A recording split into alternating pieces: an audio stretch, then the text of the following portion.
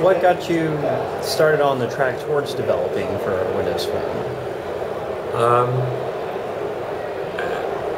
As a development studio with a great game, we wanted this game to be everywhere, and obviously I'm a big believer in Windows as a platform. I mean,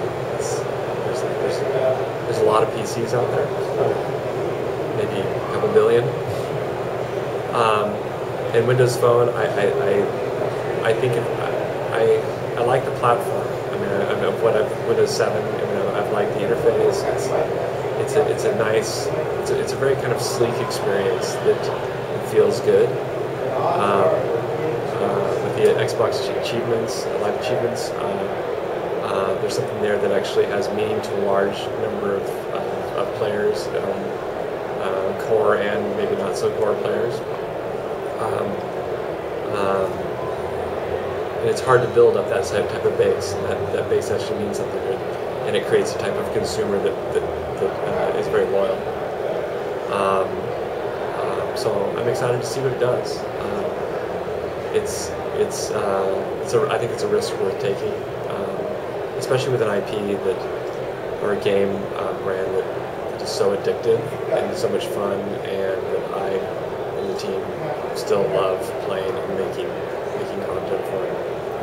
Look at the PC side. You have a subscription service as well, don't you? So on the PC side, we have something called Game Club, which is a bulk purchase sort of program, subscription program, where you pay a certain amount every month, and that gets you one game a month, and people obviously buy more than that.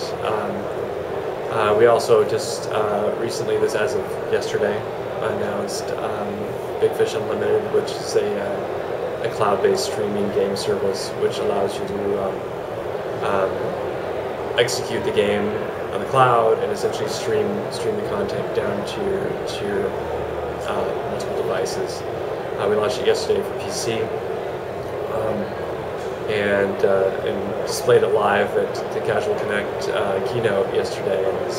And I'd say it went off flawlessly. It was one of those kind of risky demos, and I was pretty excited to see Will and his team put together a really good presentation. So that's also a subscription program too, where you basically pay $7.99 a month, and you have access to right now 100 games, and we have a catalog of over 2,500 games. So our goal is to obviously keep on expanding that catalog. The streaming service, is that going to come to iOS or Android as well? The goal is to bring it to all sorts of devices. We announced a deal yesterday with Roku, so the goal would be on PC, tablets, phones, and TV. So the Roku version, I think, will come out later this year. Cool. And so the thing there is, like, you can essentially start a game on one device, put it over here, continue here, and then continue here, and it works, which is I gave that little skeptical look, but it's actually pretty amazing how it works. It sounds really convenient. Yeah. Do you think that is compatible with the Windows ecosystem as well, or? I mean, do you mean like with the Metro? Yeah, specifically with Windows 8 and Windows Phone 8. Well, I mean, it's definitely compatible with Windows. I mean, it works. True. Is it compatible with Windows 8, Metro, Storefront, and stuff like that? That's something that we need to do some research on. It should be. How the transactions happen, we'll have to see how that works out. Assuming Fairway Solitaire does well on Windows Phone, like we think it will, do you then have a plan for continued support, additional games after that? Yes. As a studio, we try a lot of new platforms. We try new types of games, whether it's, we launched our first iPhone game in summer of 2008, right after you could actually launch them. Yeah. We launched our first iPad game. I think it was April 2nd, 2010, which is when the day the iPad launched. Actually, it went live the day before the iPad launched, we've been testing out other things on other platforms and different types of gameplay mechanics, and that's something that my team definitely enjoys, trying new things. Once that happens, we have a very large publishing business, and we like to figure out ways to bring more games to those consumers that obviously like the one game. So yeah, if it's shows any glimmer of success, we want to fully support it. How successful have your hidden object games been on mobile platforms so far? Wildly successful. So there's a chance that those could come to Windows Phone as well. Yes. Nice. Yeah. As you may know, we make a lot of hidden object games, and there's a huge market for them, and we love making them. We love trying to find ways to make them even more interesting, because it's if you look at the first hidden object game we made in 2005, which was Mystery Case Files Huntsville, and then you compare it to like the last hidden object game we launched, which was Mystery Case Files Escape from Ravenhurst, and just the production value. I mean, the first game took us 3 months to make with a few people. The last one took us a year to make with well over 10 people, with a full motion video, with live actors, shot on green screen, rotoscope stuff into the scenes, huge scripts. The audio is incredible. The 3-hour gameplay now up to 12 to 15 hours worth of gameplay. So the expectations have grown dramatically. If you consider what's happening with other games, free-to-play experiences with hidden object games on Facebook and iOS, hidden object games are becoming just a hugely popular experience for a lot of people. The Ravenhurst games in particular are already available on iOS? There are several Mystery Case Files games available on iOS. Pretty soon you'll see one of our Mystery Case Files Ravenhurst games launching, which should be very exciting. Is adapting one of the larger scale games to a mobile platform a challenging experience? Yes. File size can be challenging.